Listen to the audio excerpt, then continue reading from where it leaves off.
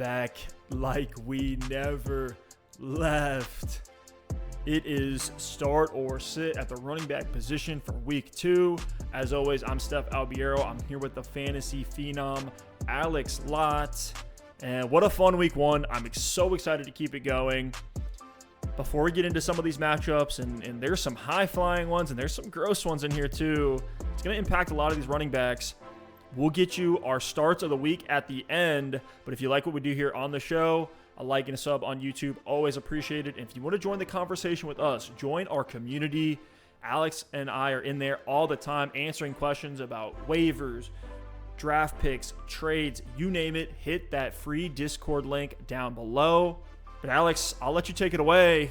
Yeah, let's get it. We're getting into every single matchup. This is going to be fun. And one more quick thing about that Discord. The best thing about that is Steph and I are in there to answer questions about your specific team. So, we're going to hit on whether we like running backs in this video. Would we start them? Would we sit them? But you might have multiple guys that are starts, for example, that you need to decide between. That's where that Discord is great. We're always going to answer those questions. And we have a great community in there as well that's going to give you feedback. But let's kick this thing off with the Giants at the Washington football team. This is a gross over-under of 41 points. Washington is actually a 3.5-point favorite at home, even with Taylor Heineke as the quarterback. And for the Washington side of the ball, it's pretty easy. Antonio Gibson is a start in this game against the New York Giants. You drafted him to start him, and I think he should have a fine performance. J.D. McKissic is someone that I'm definitely fading in this one. Not too optimistic for him, especially with Heineke at quarterback and the volume of this offense. So McKissic, you weren't going to start him in week 2 anyway because he did not inspire anybody with his week 1 performance. But just leave him on your bench or on the waiver wire for now. And it actually gets much more interesting on the Giants side of the ball with Saquon Barkley, a very disappointing week 1. So he is a very hot topic heading into week 2. In week 1, 10 carries on the ground, 3 targets through the air, didn't really do anything with it. Now he gets a very tough matchup against the Washington football team. But with Saquon, I'm just going to have to close my eyes and start him in week 2. I can't imagine you have tons of better options than Saquon Barkley at this point. As he gets ramped up from that knee, I expect him to get more and more involved. So I think that 10 carries, 3 targets last week was a baseline for him. So even in a tough matchup, I'm expecting bigger things from Saquon this week. And I'm going to roll him out there, and I'm just going to hope he pops off a couple big plays and starts doing some Saquon Barkley things. Hopefully, because of some of the concerns with Saquon having to get ramped up, coming into week 1 questionable, you are able to get him at value in your draft. Yep. Because we knew this was one of the inherent risks. Now, Alex, on to the Rams at your Indianapolis Colts, 47.5-point over-under. The Rams are 4-point favorites. Still not ready to roll out Sony Michel. Want to see how he looks, what his role is on the Rams, and what honestly his snap count is going to be. It could be a true 50-50 split. It could be a 70-30 split. We just don't know till we start to see game action. But with that being said, I am willing to roll out Darrell Henderson. He had 16 carries for 70 yards, 4.4 yard per carry average. Is showing to be the goal line back in an explosive Rams offense. Against the Bears, did have a touchdown. Also had 1 reception for 17 yards as well for a 15.7 PPR fantasy point outing. I think you can continue to put Darrell Henderson into lineups as a startable RB2. I'm not expecting crazy things from a ceiling perspective, but is certainly a guy who can provide value for where you got him in drafts as Sony Michel is getting ramped up. Then on the Colts side of the ball, Jonathan Taylor, he's a weekly start. Don't overreact to a little bit more of the 50-50 split that he saw with Nyheim Hines because of the game script last week with the Colts being down. I think actually makes Nyheim Hines a startable asset this week in PPR leagues. We're seeing Carson Wentz rely heavily on targeting the running backs in the passing game. Hines had 8 targets, which led the team, had 6 receptions for 48 yards, another 38 yards on the ground for a 14 PPR fantasy point outing. He is a deep start. Hopefully you're not in a position where he needs to be in your lineup, but in deeper leagues, in PPR leagues, Nyheim Hines can be an okay desperation RB2, but I'm not worried for Jonathan Taylor at all, especially with Quentin Nelson back healthy. If you went 0 running back in a PPR league and you snag Nyheim Hines as your running back too, I think you're going to be all right, especially with the usage we saw in week 1. They've already said they want to get him more involved, and they proved that in the first game. So definitely a start for me as well. Gave him a big extension too. Absolutely. That was huge. As a Colts fan, we have money to spend. I like keeping our own guys around. But let's go ahead and move on to the Bengals at the Bears. A 45-point over-under in this game. Chicago is the 3-point favorite at home in this one. And I don't think we need to spend too much time on this game. I'll be pretty quick. Joe Mixon is a must-start in this game. My fantasy MVP at the running back spot this year. Absolute workhorse in week 1. I loved to see that. Even against a stingy Bears defense, he's a lock-it-in starter every single week. And on the other side of the ball, David Montgomery, he's a start. He actually had a very good game against a tough Rams defense in week 1. So he's definitely a start against a softer Bengals unit. So David Montgomery, he got some usage in the passing game. He was very efficient on the ground. 2 lock-it-in starters on both sides of the ball in this game. And not anyone else I'm considering starting. No backups, no handcuffs in this game that are interesting to me. Next up, we got the Texans at the Browns. Don't need to talk about Nick Chubb or Kareem Hunt. You're starting them every single week. They should be comfortably sitting in your lineups. Hunt, maybe even in your flex. Don't mind him at all against a weak Texans defense this week. And then you have the 3-headed monster that is the Texans backfield in Mark Ingram, Phillip Lindsay, and David Johnson. David Johnson looks like he's getting pushed into a pure scat back role at this point in his career. Not a guy that I'm bullish on at all, was not in drafts, and he lost out on all the carries to Ingram and Phillip Lindsay. Mark Ingram had a ridiculous 26 carries in this game for 85 yards and a touchdown. A disgusting 3.3 yard per carry game from Mark Ingram. I'm not rushing to the waiver wire. I'm not grabbing him, and I'm not putting him in my lineup. And same situation for Phillip Lindsay. He did have the touchdown, as did Mark Ingram. It makes their stats look a lot better, but this team is not going to be up 3 touchdowns against the Jacksonville Jaguars. That's just never going to happen again, especially against a electric Browns team. So I'm fading all 3 Texans running backs really for the rest of the season, unless maybe Ingram and David Johnson go down, and it's just Phillip Lindsay, and even then I probably still wouldn't do it. Next up, we have the Bills at the Dolphins, a 47.5-point over-under in this game. Buffalo is the 3-point road favorite in Miami. A couple interesting options on both sides of the ball. We'll start out with Buffalo. Zach Moss is clearly a sit. A shocking healthy scratch in week 1 for the Buffalo Bills. So even if he's active in week 2, he's not someone you're relying on because this team obviously doesn't really believe in him right now. And I thought Devin Singletary actually looked pretty good in week 1 against a tough Pittsburgh Steelers defense. But I'm still sitting him if I can in week 2 against Miami. Miami has a fairly strong defense themselves. I know Damian Harris just had a solid game against them, but I think Damian Harris is a better running back than Singletary. And the Bills do rely so heavily on that passing game. We saw Josh Allen with over 50 attempts in week 1, even in a low-scoring output. So Devin Singletary is a sit for me if you can in week 2. I know in some deeper leagues and things like that, he might be a desperation play at the RB2 spot, but I'm fading him if possible. And then on the Dolphins side of the ball, you have Myles Gaskin. He's a start for me against the Buffalo Bills. I know they did just shut down Najee Harris, but I liked Gaskin's usage in week 1. Had 9 carries on the ground, which I know doesn't blow you away, but he did have 5 targets in this game, which we love to see. I think he could give you a good floor in PPR formats in week 2. And interestingly enough, I was looking at this Patriots-Dolphins game in week 1. On the Dolphins side of the ball, we have to take their numbers with a grain of salt because the Patriots' time of possession in this game was 36 minutes to the Dolphins' 23 minutes. So the Dolphins' output as a whole was very, very low volume. I do expect that to go up moving forward. And based on the percentage of touches Gaskin was getting of the Dolphins running backs, someone I have no problem rolling out there moving forward. Wait. Alex, I have to stop the show because I'm dumb hyped over this new sponsorship deal we got. Shout out to our guys over at Manscaped. And look, I was skeptical, but Alex, you know I've been a very hairy guy for a long time. I was the kid at 13 years old in middle school. Oh, yeah. With chest hair showing out of the polo shirt. Like, I was that dude. I was jealous at the time. Well, nothing to be jealous over anymore because ever since I got this lawnmower 4.0 from them, it's been clean down there to say the least. Manscaped has the lawnmower 4.0, not the 1, not the 2, not the 3, but the 4.0. Talk about sleepers on our show, and this has to be one of the best sleeper products out there.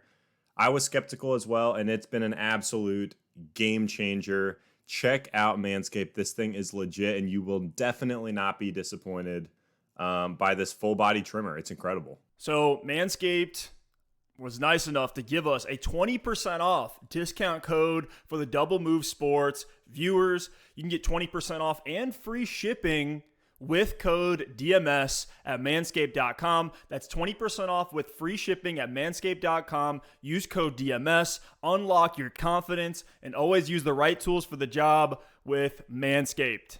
Now back to the show. Next up, we got a matchup in the Northeast with the Patriots going up against the Jets, who are at home. It's a 43-point over-under, pretty gross projected scoring output from Vegas. The Patriots are 5-point favorites. Damian Harris, you're starting him. I think at this point he is a reliable RB2. He did get some really, really nice volume that we expected, and we were talking about just before the season started. 23 carries for 100 yards. 3 targets, caught 2 of those for 17 yards as well. Didn't get the touchdown in this game. I think Damian Harris is still a guy that you can start every single week, and in a Jets matchup, that should be incredible for him. I'm expecting big things this week. Might be my start of the week in Damian Harris against the Jets. And then as well, in New England, you have James White. Don't start him, even though he did have the 7 targets in week 1. Only had 4 carries. Not expecting a ton from a rookie QB, even though he did have some nice bomb plays up the seam to James White. Not going to overreact to start throwing James White into my lineup, especially where I drafted him. Just don't need to do that. And then the Jets side of the ball, this is turning into a nasty 3-way split with the Jets. We had Tevin Coleman leading the team on the ground with 9 carries for 24 yards. Ty Johnson and Michael Carter both had 4 carries. And in the reception category, Ty Johnson and Michael Carter, again, both had pretty much the same stat line. Both had 1 reception for just over 10 yards and a few targets sprinkled in there. Ty Johnson actually did lead the team in with 3 targets. He's the guy I'm keeping an eye on, but certainly don't want him on my roster. Don't want him in my lineup. I'm not touching any of these guys with a 10-foot pole as far as it goes. Maybe you keep Carter there stashed. Hope he can emerge later in the year, but not touching any of them in week 2. Yeah, I'm with you on James White. He's a sit this week, but I was actually surprised to see him get 7 targets in this game with Mac Jones at quarterback. Someone to keep an eye on. If you have him on your bench, keep him stashed. Could turn into a value in PPR leagues as the season goes along. But let's move ahead to the 49ers at the Eagles. And in a game with a 50-point over-under where San Francisco is a 3.5-point road favorite, at the running back spot, this is like the waiver battle of week 2, because on the San Francisco side of the ball, you have Elijah Mitchell, you have Trey Sermon, you have JaMychal Hasty, and then for Philly, you have Miles Sanders and Kenny Gainwell. By the time you're watching this, waivers have probably ran in your league, and a lot of these names were just picked up off of the waiver wire. So we'll start out with the Eagles side of the ball. Miles Sanders, he's an auto start. I know the 49ers matchup isn't ideal, but we did just see 2 Lions running backs have amazing games against the 49ers. And Kenny Gainwell, he's a sit if you just picked him up in a deeper league. I think he's a very interesting stash in PPR formats, especially. Like it looks like he's the clear backup to Miles Sanders, which could have value as the season goes along. But you're not starting him in week 2 against the 49ers. And then for San Francisco, here we go. We'll start easy. JaMychal Hasty is a sit. I think he is going to be the number 3 in this game, but you never really know with Shanahan. We'll move up the depth chart, at least in my mind, to Trey Sermon. I know Sermon wasn't active in week 1, but I do expect him to come in as the number 2 in this game. He's a sit for me until we see it from him on the field. Showed a lot of flashes in preseason and in camp. Stef, he's someone you and I were both very excited about as the season was getting underway. A very head-scratching inactive in week 1. So Trey Sermon, I think, is someone to keep an eye on. Definitely pick him up if he's still sitting out there on the waiver wire or if someone dropped him. But in this game, he's a sit. And at the top of the depth chart, at least as far as we know, is Elijah Mitchell. And if you did just pick him up, he is a start for me in this game against the Philadelphia Eagles. The Eagles defense does not scare me. I do expect the Niners to win this game, but I think it could be a back and forth game. I think we're going to have good game scripts for most positions in this matchup. And Mitchell absolutely stood out in week 1. I mean, 19 carries, 104 yards, and a touchdown. Had some pop plays as well. He has that sub 4.4 speed for a running back. He's basically Raheem Mostert light in terms of the way he plays. So if he really is the lead back, if he gets 15 to 20 carries in this game, he's someone I think you can definitely roll out there in week 2. Next up, we got the Raiders at the Steelers, 47.5 point over under. Pittsburgh are 6-point favorites in this game. And Najee has to be a guy that even though he may have let you down in week one, you have to go right back to the well with him. Alex, you put out a great take in a YouTube short talking about Najee's utilization, even though the box score wasn't necessarily there for him, even though the fantasy outing was disappointing. Najee Harris was on the field for 100% of snaps. That usage is going to be Le'Veon Bell level, Ezekiel Elliott level. You have to rely on that volume to produce fantasy points. You go right back to the well with Najee Harris. Do not tilt. Do not get concerned. On the other side of the ball, another situation where the box score didn't really lend itself to what we should be looking at fantasy-wise. Josh Jacobs, only 10 carries, but that is because he was in and out of the game with a toe issue. Hopefully he's good to go and fine there, and if so, I'm willing to plug Josh Jacobs back in, showing that he is the goal line back, had 2 touchdowns in week 1, also had 2 targets, caught one of them for 6 yards. Josh Jacobs kind of is what we've always thought he has been. He's a fine rusher on the ground. He is going to get volume, but not going to get the passing game usage that we've wanted him to get from a fantasy perspective, and that leaves Kenyon Drake as another odd man out. Just not going to see enough volume that I'm willing to start him in my lineup. Maybe if Josh Jacobs goes down, I'd be willing to put Kenyon Drake in there, and even then, I'm not excited to do it. So I'm fading Drake in week 2 and probably beyond. Steph, next we have the Saints at the Panthers, a 44.5 point over-under in this game. New Orleans is the 3-point road favorite. The reason I'm kind of laughing is because I don't think I need to give any takes here. Christian McCaffrey for the Panthers, he's a start. Alvin Kamara for the Saints, he's a start. No, you're not starting Tony Jones in this game. I think enough said. CMC, Alvin Kamara, wheels up for these 2 running backs, no questions asked in week 2. Might be the easiest running back start-sit matchup we get for the entire season. Actually, we'll get another one, Saints-Panthers. They play twice. Can't wait for that one. Next up, I got Broncos at Jaguars. This one's a little bit trickier. Over-under is 45.5. Denver 6-point favorites in this game on the road. Melvin Gordon, after an electric week 1, I am willing to go back to the well with him. He showed that he still has juice, is still making some big plays. I know it was against the Giants, but still had 11 carries for 101 yards and a touchdown, had 3 receptions on 3 targets. So Melvin Gordon still being utilized, but Javonte Williams is sneaky. He's starting to chip away at some of that volume. And in a nice matchup against the Jacksonville Jaguars, I don't mind if you're in a desperate spot throwing Javonte Williams out there in a desperation situation this week. Javonte himself had 14 carries for 45 yards, had 1 reception that went back for -4 yards, but at least good to see him being utilized in the passing game, getting the majority of carries, getting more carries than Melvin Gordon. I'm very, very high on Javonte Williams right now. Steph, believe it or not, this was shocking to me. Apparently, Melvin Gordon had the highest top speed of any player. I think it might have been any ball carrier in the league in week 1. So talk about still having juice. Melvin Gordon on that breakaway run still showed the speed to get it done. So yeah, I'm with you. I think both of these Broncos running backs are exciting for week 2 and a great matchup. Now another backfield where the carries are split, but it's nowhere near as fun as Denver, especially this week. Carlos Hyde and James Robinson. Carlos Hyde somehow got 9 carries for 44 yards, was 2 for 2 through the air. James Robinson, only 5 carries. Granted, the Jaguars were playing from behind. Trevor Lawrence had a ridiculous amount of pass attempts. He was just chucking it deep to Chark and Jones and checking it down to LaVisca. But only 5 carries for James Robinson. I am expecting that to improve. That's why I am willing to put him in lineups, but I'm tempering expectations, willing to plug in another streamer name this week if I can, who is in a good matchup. Hopefully I can go get Elijah Mitchell and plug him in instead, because James Robinson is hard to trust while Carlos Hyde is healthy, active, and in the lineup, because it looks like James Robinson's getting relegated to more of a scat back type role. Had 6 targets, caught 3 of them for 29 yards. At least positive to see in the passing game, and that's why I'm still holding out faith for James Robinson after a disappointing week 1. Carlos Hyde, don't touch him unless I guess J-Rob goes down, and even then, it is what it is.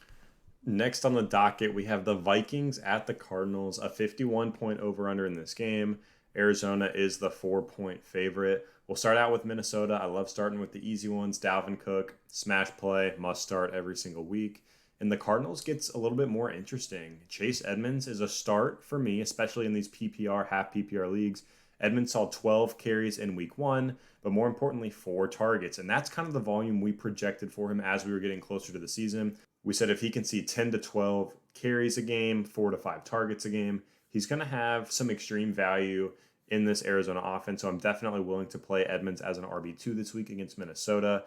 And James Conner. I mean, I didn't watch a lot of this game, but I was really surprised to see the workload he got. 16 carries in week 1. Great volume for the running back position. To me, James Conner is still touchdown or bust against Minnesota in week 2. I'm still sitting Conner, but I'm getting interested. If he's on my bench, I'm keeping an eye on him. If he's on waivers, I'm certainly willing to pick him up because 16 carries for any running back is worth having on a roster. But knowing Chase Edmonds is there, knowing Kyler Murray likes to keep it for himself around the goal line, they have Rondale Moore who they could get involved from a gadget perspective near the goal line. It's not always going to be a touchdown week for James Conner. It didn't happen in week 1, and when that doesn't happen, his fantasy performance is just going to be disappointing. So Conner is a sit for me, but very interested in that 16 carries that he got in week 1. Tough thing with Conner, I mean, he saw no targets through the air, and 16 for 53 and no touchdowns and no targets just isn't going to get it done from a fantasy perspective. So that's why he's a sit for me in week 2. Next, we got that NFC South matchup, Falcons at Bucks. Bucks are heavy favorites, 13-point favorites in this game, a 52-point over-under. I'll go with the easy one first. It's Mike Davis, only guy you're starting on the Falcons side of the ball. Had 15 carries and 6 targets in week 1. Love that volume from him, even if the fantasy points weren't there. Hopefully the Falcons look better just as an offense overall this week. Mike Davis should be their goal line back, so if they can get some touchdown opportunities, I think it makes Mike Davis a lot more appealing. And then on the Bucs side of the ball, we have the perennial debate that I'm not going to take victory laps on yet. Leonard Fournette, only guy I'm starting, 9 carries, 7 targets in week 1, continues to be the unicorn that he is, a guy who's huge, with soft hands, who can still be explosive at times. We saw that insane stretch in the playoffs last year. I'm still very high on Fournette. I do think he is the clear one in this offense and always has been. And Alex, I'm sorry, because that implies that your boy, Ronald Jones, tough, is going to be a sit this week. Now, Gio Bernard also a sit, but Alex, what are your thoughts here on Ronald Jones coming off a game where he was pulled because of a fumble, 4 carries, but Bruce Arians has already come out and said that Ronald Jones is out of the doghouse. Now, Bruce Arians, notorious for lying to fantasy football players. How are you feeling about Ronald Jones rest of season? I'm not dropping him. I'm definitely not dropping him. I'm keeping him on my bench, but this is the same story we saw last year. I mean, there were several games where Ronald Jones would have a fumble in the first quarter or a dropped pass or a missed pass block. Like, the smallest thing would go wrong, and he's benched for the rest of the game. Like, Ronald Jones has to have the shortest leash of any player in the entire NFL. I'm definitely not comfortable starting him in this game, but would it surprise me if in a positive game script with the talented runner that he is, Ronald Jones posted 100 yards and a touchdown? Wouldn't surprise me one bit, but there's no way I'm counting on it. I'm just going to wait and see what I have in Rojo. If he gives me a good game here, maybe a good game next week, he'll regain some confidence. But one of the risks with Rojo is every single week, you just have to know. If he fumbles, if something goes wrong, you might be getting an absolute dud. And that volatility is something that you don't want in your lineup most of the time. So I'm fading him for now until further notice, but I'm not dropping him to the waiver wire just yet.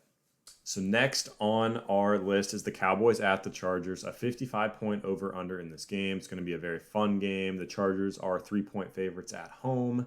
And at the running back spot, you got Zeke, who is a start. I know he disappointed in week 1, but it looked like the Cowboys totally faded the run game, knowing that the Bucs have such a strong run defense. So Zeke is someone, you drafted him to be your bell cow RB1. I'm not worried about him. I'm rolling him out there in week 2. Hopefully you have a chance to buy low on him this week. I've tried. And then Tony Pollard.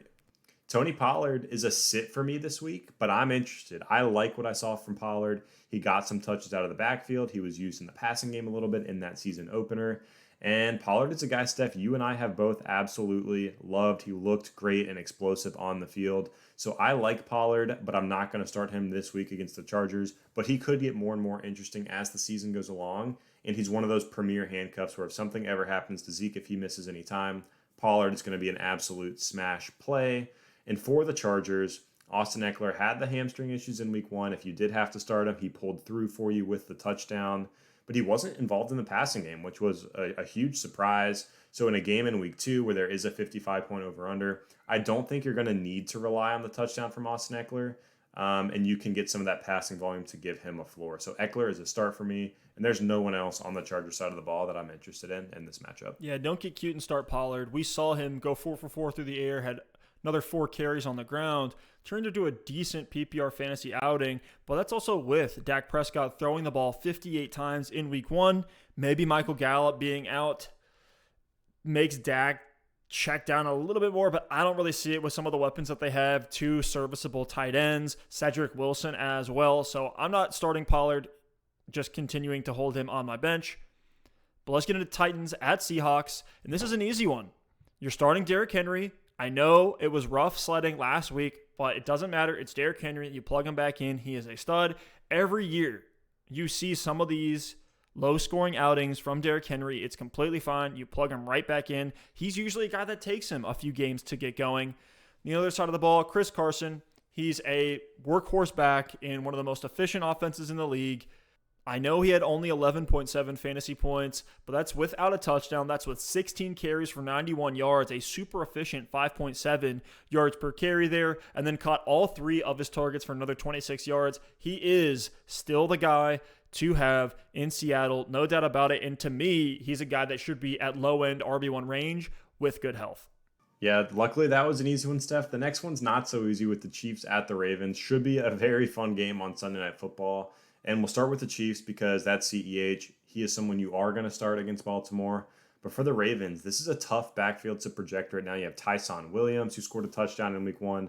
Latavius Murray, who came in and scored a touchdown in week 1. And right now, both of these guys are sits for me. And the fear is that they're just going to eat into each other's workload, and they're not going to add a ton through the passing game. In week 1, we did see Tyson Williams get 3 receptions. But those were plays that had kind of broken down, and he was the last resort option. That's not something that happens all the time for Lamar, so I wouldn't count on Tyson Williams getting 3 receptions on 4 targets every single week. And on the ground, we saw Williams get 9 carries. We saw Latavius Murray get 10. And that was kind of the fear for these guys. They don't add much value in the receiving game. Their stat line is going to be somewhere from 10 to 15 carries most weeks if they're splitting time, and you're reliant on that touchdown. Williams was able to come through with the big play. But even Latavius Murray, he got in the end zone and you weren't really satisfied with him. So for both of these guys, until further notice, they're sits for me. If one starts to run away with the job, I'll be much more willing to throw him into my lineup. Last game on the slate before we hit on our starts of the week, it's the Lions taking on the Packers. Hopefully the Packers can bounce back. It's a 48.5 point over-under. The Green Bay Packers are 10.5 point favorites in this game, so certainly Vegas expects them to be able to put up points on the Lions, and that's why you are starting Aaron Jones. Continue to sit A.J. Dillon. He's a fun handcuff to have. Maybe if things change for the scheme in Green Bay, then Dillon becomes really, really interesting, but you're continuing to sit him, especially until we see Green Bay actually have the bounce back that we expect them to. And then the Lions side of the ball, it's very, very interesting. We have 2, I believe, startable options this week. Now, Jamal Williams is more of a desperation start, but had 9 carries and 9 targets in week 1 behind DeAndre Swift's 11 carries and 11 targets in week 1. So if both of these guys are getting high target volume, they're going to be fantasy viable and fantasy relevant. Do we expect both of them to score touchdowns every week? I wouldn't do that. But DeAndre Swift, to me, is a set it and forget it. No question, RB2. Every single week, you're plugging him back in with that check down volume he's going to receive. And Jamal Williams is right behind him, really looking like a DeAndre Swift light. So if you like Swift, you got to like Williams. At least, in some of these deeper leagues where you have to look at some names like Jamal Williams as your RB2 or maybe even a desperation flex. So, Steph, really quickly before we close out, let's hit on our starts of the week. I'll go first. It's Najee Harris against the Vegas Raiders. This is a stamp of confidence, a vote of confidence for Najee against a weaker Vegas Raiders defense than he saw in week 1 against the Buffalo Bills. He played 100% of snaps in that game, still saw 16 carries, saw a few targets. I think it's a bounce back for Najee. I don't think what happened in week 1 is going to be predictive for his season. Hopefully you are able to buy low on him this week, but I think he comes out in week 2 and he has a game that is a Najee Harris type game, something we expected when we were drafting him early in the second round. Wouldn't be surprised to see him go for 80 plus yards and a touchdown. Would love to see him get more involved in the receiving game as well. But Najee Harris in week 2, if you were disappointed with the week 1 performance, don't be scared. Keep him in your lineup, and you're going to have a much, much better outcome against the Raiders in week 2. My start of the week in week 2 is a guy that you probably got at value. It's a 28-year-old running back, but was the RB14 at PPR last year, came out and had a great week 1. It's Melvin Gordon. Has a wonderful matchup against the Jacksonville Jaguars. I expect Denver to be up big in this game. And that means touchdowns and points and sustained drives for Melvin Gordon and by extension, Devontae Williams as well. Melvin Gordon had 11 carries, caught all 3 of his targets, and actually did have the touchdown on that monster breakaway run. Are we expecting Melgo to average 9.1 yards per carry all season long? Absolutely not. I'm not even expecting that in this game. But if you had to plug in Melvin Gordon, or if you had a situation where you were plugging in Tyson Williams as your RB2 or something like that, and you have Melvin Gordon or can even make a move for him as a guy who was probably taken a little bit later in your drafts because people are excited about the new hotness in Javonte, I'm willing to plug Melvin Gordon back in as an RB2 in week 2. But guys, thank you all so much for listening and watching. A like and a sub on YouTube, greatly appreciated. Join the party with us in the Discord channel. It's a free link down below. And we'll see y'all next time. Peace.